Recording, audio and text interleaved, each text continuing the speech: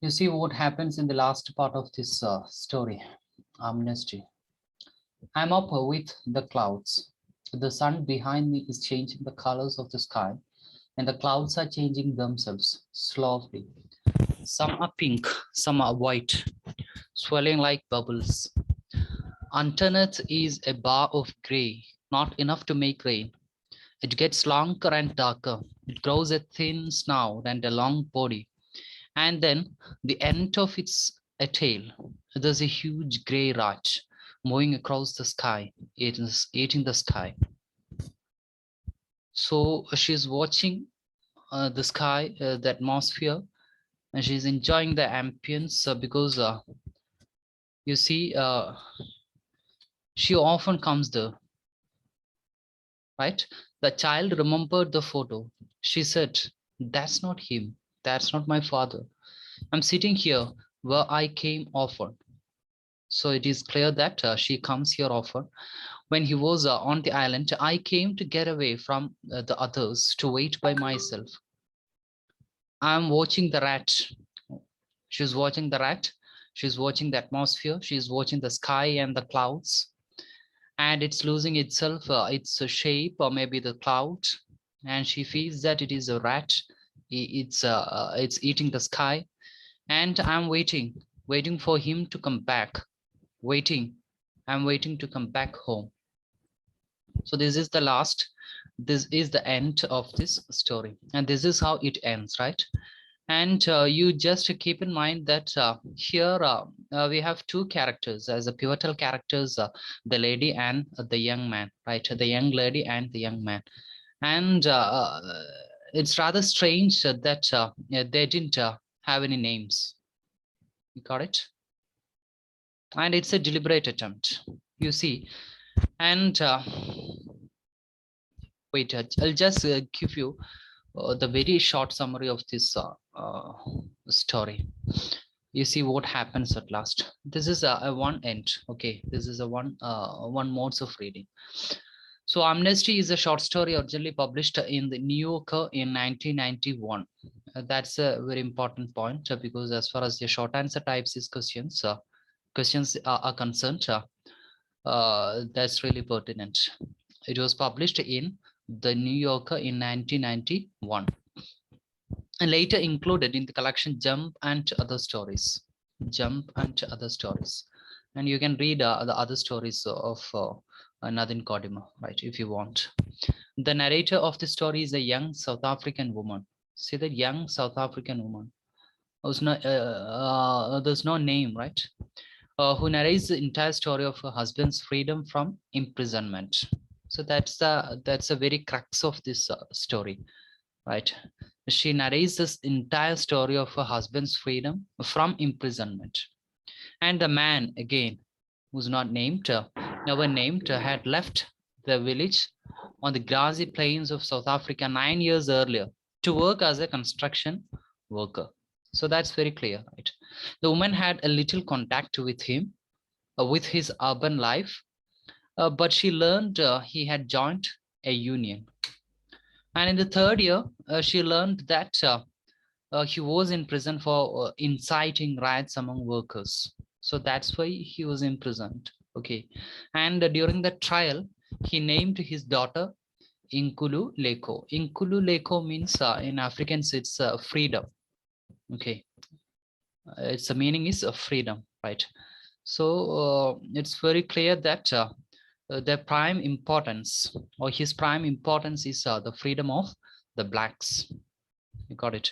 An emancipated country without prejudice, without antagonism, and without apartheid situation, right? Without racial segregation.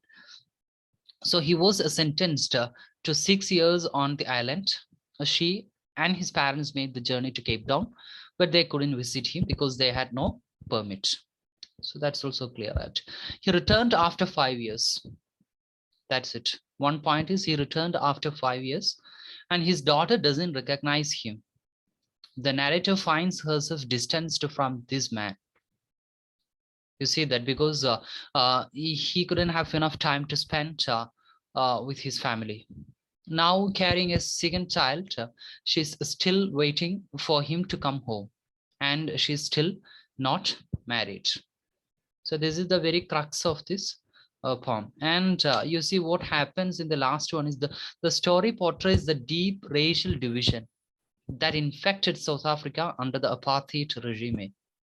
The narrator shows how oppressed the people of South Africa were, and especially how the women were emotionally and physically affected. So that is another point here. I've given you that as far as the black women are concerned, they are doubly oppressed. Okay, and here there's another point here. South Africa were, and especially the oppressed people of South Africa, and especially how the women were emotionally and physically affected. How the women were emotionally and physically affected here, because the young men who went for the riots and for the marchings, for the strife, etc. So the women were emotionally and physically affected due to these problems. And that point is also given or delineated in this story very specifically, right? And Gordimer delineates the relationship between the personal and political in terms of human rights. The personal and political in terms of human rights, and you'll get some instances for the personal strives or personal what do you say, that conflicts of the young lady, right? Because she is distanced from him. He didn't have enough time to spend his life with his family, right? So she bears another child at the same time. Got it? And she didn't have a familial happiness there. So that's another point of this story, and that's a really important one here. Okay, so what happens at last is he has changed a lot. Got it? After the imprisonment, he came home, and he changed a lot, quite a bit, and he didn't spend his time with his family. And so the young lady was distanced from him, and you see the girl child couldn't understand his father, right? Because of this gap, and he was busy with doing some other things, right? Especially for the emancipation of the country. And he's fighting against the existing conventional rules and regulations of the country. Got it? And that's why the girl was named as Freedom. Got it? Its meaning is freedom. So you have this different versions of story here. That one thing, on the one hand, this is something, a very imagination, a pure imagination of the young lady, that he never came back. Got it? And another one is he came back, but it is just like it is what do you say, it is like he is in the prison, and there's no difference between his coming and his staying there in the prison, right? Both are same at this situation, both are same, because he never spends time with his family. Got it? And she's distanced from him. The girl child is distanced from him. So it's exactly like he's spending his life there in the prison, right? Because here he's not at his service in the family. You got it? So these are the 2 points here. Anyway, you'll be asked about the title. What is the meaning of the term amnesty? What is the meaning of the term amnesty? You see that amnesty has a special significance here, because the title has a special significance. It's a general pardon, especially for those who have committed political crimes. A general pardon, especially for those who have committed political crimes. And you can connect this point to the character, that young man. Got it. A general pardon, especially for those who have committed political crimes, right? And that's why he was released. He was released from the uh, prison. He's pardoned. He's excused. And the second one, this is I've given you already. That in which magazine was the short story Amnesty first published? The short story Amnesty first published in the New Yorker, 1991. Is that clear? Okay, so I've given you another point that I'm waiting to come back. Explain. You may be asked. I'm waiting to come back. That's the very climax of the very last sentence of this story. So I'm waiting to come back. What is it? The narrator has the habit of sitting down on a stone and thinking about the future by attending the meeting of the comrades there. You see that you can have that picture there. Being a South American black, she has no proper home, and all the land belongs to the whites. All the land belongs to the whites. So she's waiting for the day when South Africa will be a free country and where she can have her own home. So that's the point.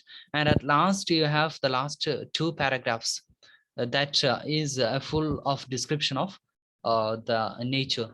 Got it. It's because being a South American black, she has no proper home, and she feels that all the land belongs to her. In fact, it belongs to the whites. You got it. So the entire universe is my home. So she is waiting for the day when South Africa will be a free country and where she can have her own home. You see that there are some descriptions of the clouds, there are some descriptions of the sky, right? Eating the sky, it's eating the sky, that blacks are eating the whites are eating the blacks, whites are consuming the blacks. See that? So there are lots of implications there. And she felt, she feels a rat there. Got it. So it's a metaphorical picture. It's a metaphorical description. You got it. So being a South American black, she has no proper home, and all the land belongs to the white. That's why she comes there and sits there often and enjoying the beauty, right? And she feels that the entire land, this entire universe is my home, because I don't have a special or specific home. Got it. So this is all about the climax of this story. Is this clear? Are you okay with it?